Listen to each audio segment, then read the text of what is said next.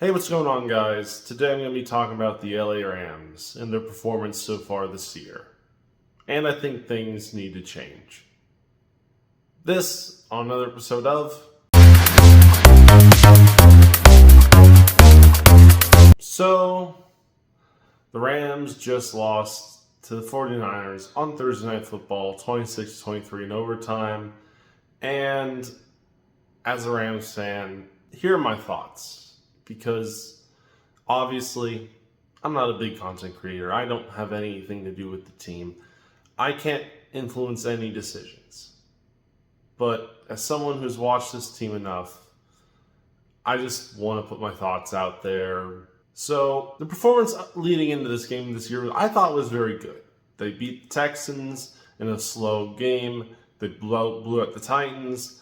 They lost a close one to the Eagles, mostly due to special team mess-ups. And then they beat the Colts, who were undefeated. And I was very happy so far with the team this season. There were a few minor issues, but I was not upset at all with the team. I was having a great year so far. And then this game happened. And a lot of things went wrong. And I think the Rams actually have to address these things if they want to salvage the season and make it a good one where they can go on a deep playoff run and maybe make it to the Super Bowl. But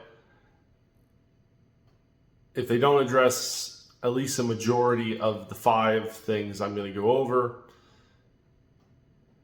you might as well write off the season, LA, because if you don't fix these things, or at least most of these things, what's the point?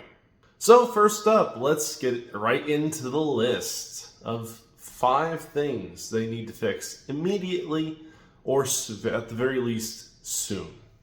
And the first thing is the cornerback room, because of course it is. The Rams didn't go out and get a new corner this offseason. They didn't get an elite one. They didn't trade for anyone. They didn't sign any good ones. They didn't draft any good ones either. And it's coming back to bite them. There's a lot of talk by the team and some of the creators who are much more closer to the team that, oh no, this cornerback room is fine. They don't need to go get someone. Well, yes, they do. We lose one guy to injury, and that cornerback group looks to be one of the worst, if not the worst, in the entire NFL. They couldn't stop a pass if it hit them in the face. Thank the Lord we have Cameron Curl and Cameron Kitchens and Quentin Lake as safeties, because these cornerbacks are pathetic. Kendrick Bourne, a man who should never have ever gotten to be a star of a football team, got to run all over our secondary for pretty much the entire game. Not to mention CMC going wild, but in on the checkdowns and the runs, though that I'll get to in a little bit. If the Rams don't trade for a quarterback within the next few weeks, just write the season off.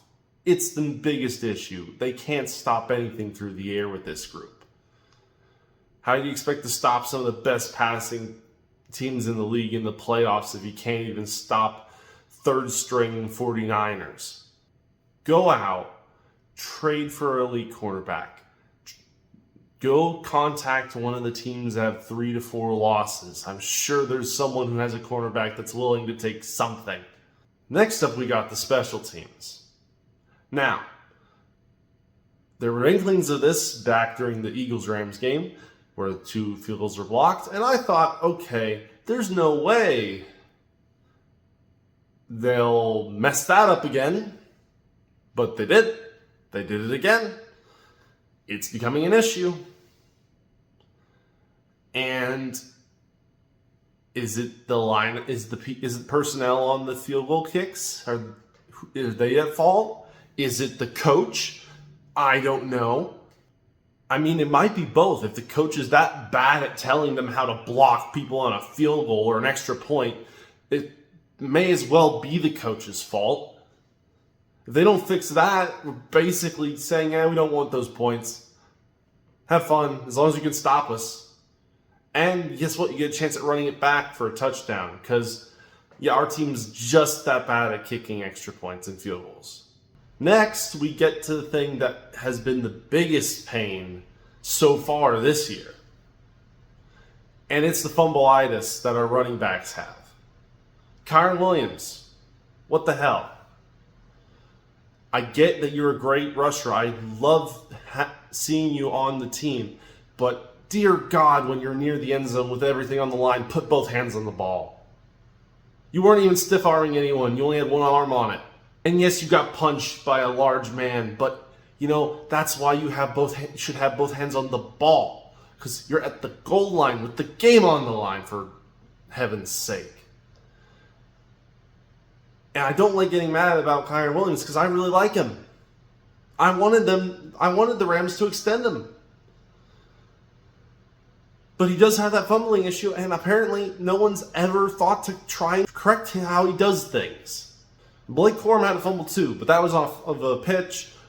Not as big of an issue, but I honestly have to mention it because we had 2 fumbles because of improperly executed plays by running backs. Why? Why is this a thing? Why do we have to be discussing this? Next up, we got the defensive play calling and scheme. Oh boy. Let me tell you, it was awful Thursday night.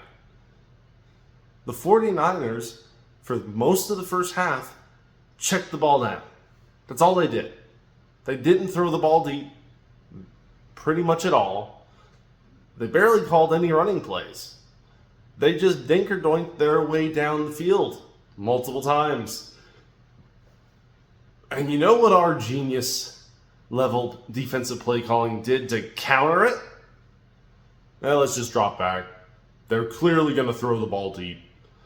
Yeah, they've dink-or-doinked about 15 times on us, but they could launch a deep one. Ah, yes, this is a great idea. Christian McCaffrey's just sitting uncovered like 3 yards from Mac Jones. Yeah, he ain't getting the ball. No, it's going to one of the guys we have double covered downfield.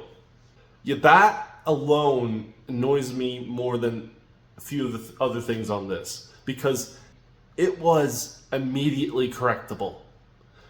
All it would take to fix that would be the defensive coordinator for the Rams saying, "Oh, they're just doing checkdowns. Move forward. Move forward." You don't need to just drop back as if Mac Jones is some elite passer. Most of his passes were short. It should have been apparent after the first drive. I get on the first drive if you were expecting something different, but adjust immediately. And then if they adjust, then you adjust back. But dear Lord, it was embarrassing. And the final thing, this is the least worrisome of everything, mostly because Sean McVay has already owned up to it. And that is the play calling in the red zone and the play calling with the game on the line. Running the ball with Kyron Williams, while Matthew Stafford has over 300 yards, and both Puka and Devontae have over 80 yards on a 4th and 1, is criminal. And yes, I know people would be mad at Stafford and the Rams regardless if they passed and messed it up. But if you watch the game, the 49ers are preparing to stop a run. It's very obvious.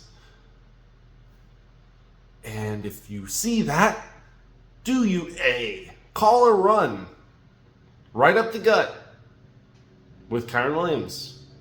Or B, do you call some version of a jet sweep where you send Puka or Jordan Whittington or any other receiver on a run to the outside?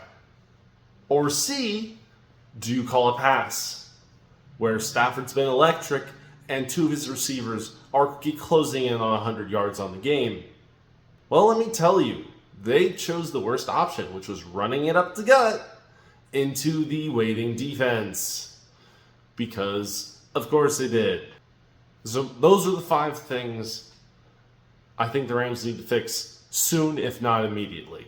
And once again, they are get a real cornerback, fix special teams, improve the red zone play calling, fix the defensive play calling, and find a way to cure thumbulitis. So with that being said, guys, please like, subscribe, comment down below. And if you are a Rams fan that actually sees this video, have a good one, buddy.